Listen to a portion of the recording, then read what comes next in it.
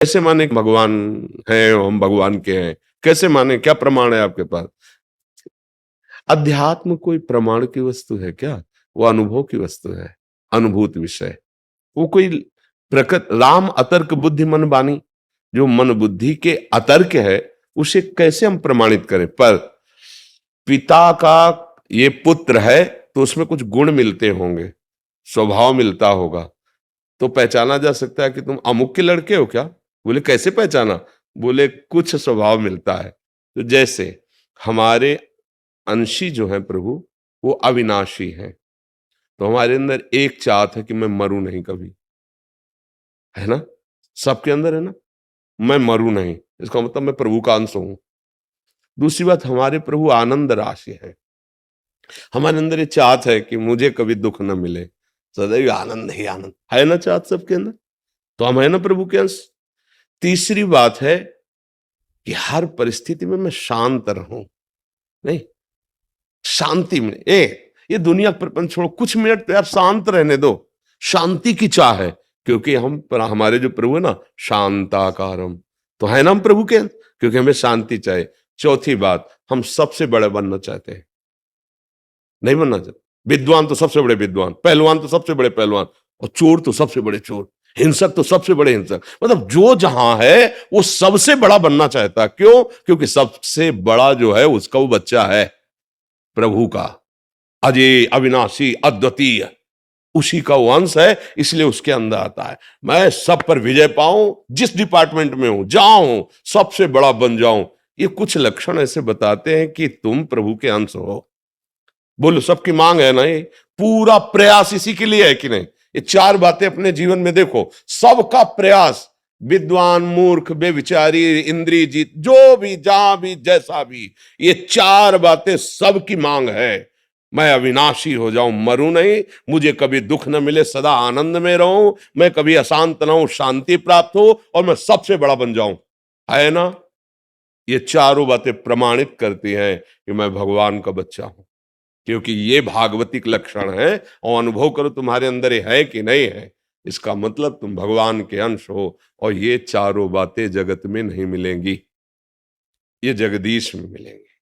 जगत में तुम चाहे जितने बड़े बन जाओ, तुम्हारे बाप कोई न कोई है, किसी भी डिपार्टमेंट में कहीं भी, आपकी पहुंच नहीं लेकिन आपसे बढ़कर है, विद्या में तो, गुण में तो, बल में तो, क्योंकि वो अनंत है। इसलिए खोजते चले जाओगे तो एक महाबलशाली मिलेगा जिसके बल के आगे किसी का बल नहीं। जाके बल लवलेस थे जीते चराचर धार, वो प्रभु जिसके एक लव मात्र बल से चराचर जगत पर विजय प्राप्ति की। अरे दस कंदर, मैं उनका दास हूं जिनकी प्रिया का अपहरण करके तू लाया है। वो महाबल, वो महाज्ञान समुद्र, वो महारूप समुद्र, जो भी जैसे भी, हमारा परम लक्ष्य है भगवान की प्राप्ति। ज्ञानी जन जिसे आत्मा कहते हैं, योगी जन उसे परमात्मा कहते हैं, भक्त जन उसे भगवान कहते हैं, प्रेमी जन उसे अपने प्यारे लाडिले कहते हैं। उनके ये सब शब्दावली हैं।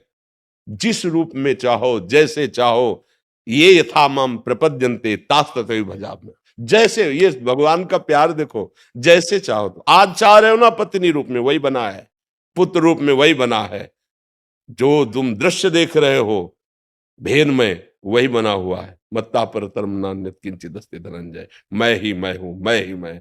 अब बस ये कि तुम चाहते क्या हो।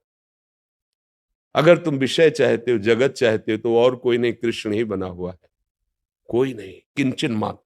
वो वेद कहता है सर्वम खलमिदम ब्रह्म नेनानास्ति। तो फिर जब किंचन मात्र कोई और है ही नहीं, तो विषय भी तो वही बना है, पर ये तुम जानते नहीं हो, इसीलिए तुम भोक्ता भाव किए हो, यही तुम्हें फंसाए हुए है। इसलिए मन वचन कर्म से गुरुजनों का आश्रय लेकर उनके अमृतमय वचनों का हम आदर करते हुए श्रवण करें, मनन करें और आचरण में उतारें, तो परम लक्ष्य की प्राप्ति निश्चित, क्योंकि वो है, प्राप्त है, केवल अनुभव करना है। सच्ची बात, उसको उपजना नहीं, कोई साधना की उपज नहीं, परमात्म ज्ञान या परमात्म प्रेम वो है। जैसे प्रेम है, वही प्रेम हमारा देह में है, देह संबंधियों में है, भोगों में है। भगवान का प्रेम कैसे जागृत होता है? सबकी ममता ताग बटोरी, वो मम पद मन बांध बटोरी, वही प्रेम है ना। वही बिखर गया असत में तो राग कहा गया, मोह कहा गया, आसक्ति कही गई। लेकिन वही समिट गया प्रभु की तरफ तो अनुराग कहा गया, प्रेम कहा गया। कोई अलग चीज नई उपजती नहीं साधना से। जो तत्व ज्ञान है, जो तत्व है, जिसको हम भूले हुए हैं, उसी की स्मृति आ गई। नष्टो मोहा स्मृति लब्धा तत्प्रसादान में। कोई नई चीज तो नहीं हुई ना। पूरी गीता सुनने के बाद कोई नई चीज उपजी क्या? नहीं। जो अंधकार कोहरा था भगवान के वचन रूपी सूर्य के प्रकाश से नष्ट हुआ तो स्मृति हो गई। किसकी? अपनी स्मृति हो गई, अपने स्वरूप की। साधना से कोई नई वस्तु प्राप्त नहीं होती है। हाँ, जिसको हम भूले हुए हैं। जासु कृपा सब भ्रम मिट जाई, गिर जासु कृपालु रघुराई। गुरु प्रसन्न साव अनुकूला और मिटी सकल कल्पित भय सूला। जो कल्पनात्मक भय था रस्सी में सांप का, वो भय नष्ट हुआ। न सांप पहले था, न वर्तमान में है, न भविष्य में रहेगा। केवल माना हुआ हमारा भय वो छूट गया। वो रस्सी ही थी। ऐसे ही जैसे स्वर्णकार कुंडल के अलग पैसे नहीं देगा, हार के अलग पैसे नहीं देगा, कंगन के अलग पैसे नहीं देगा, वो वजन में सोने के पैसे देगा। कितना सोना है? 5 तोला। बोले कंगन अलग है, हार अलग है, अंगूठी हमको इससे मतलब नहीं है। हमको सिर्फ स्वर्ण से मतलब। हमारे तराजू में स्वर्ण है और उसकी पेमेंट लो, क्योंकि वो स्वर्ण देखता है, आकार नहीं देखता। ऐसे ही जो ज्ञानी है वो शव में एक तत्व देखता है। जितने भी कुंडल कंकण आदि बने हुए हैं वो स्वर्ण ही है। ऐसे ही जड़ चैतन्य जो भी बना हुआ है वो परमात्मा ही है। ऐसा बोध हो गया वो जीवन मुक्त हो गया। जीवन मुक्तता ही, भगवत प्रेम ही इस जीवन का चरम लक्ष्य है। और उसकी प्राप्ति, जो विस्मृत है उसकी स्मृति, जो स्मृति में उसकी विस्मृति। हम संसार के सन्मुख है, स्वरूप से विमुख है, प्रभु से विमुख है। अब थोड़ा उल्टा होना पड़ेगा, प्रभु के सन्मुख, संसार से विमुख। हम प्रभु को साधन बनाए हुए हैं, साध्य विषय को बनाए हुए हैं। थोड़ा उल्टा कीजिए, साधन विषय बना लीजिए, साध्य प्रभु बना लीजिए, नियाल हो जाएंगे। जहां है वही भगवत प्राप्ति हो जाएगी। जी।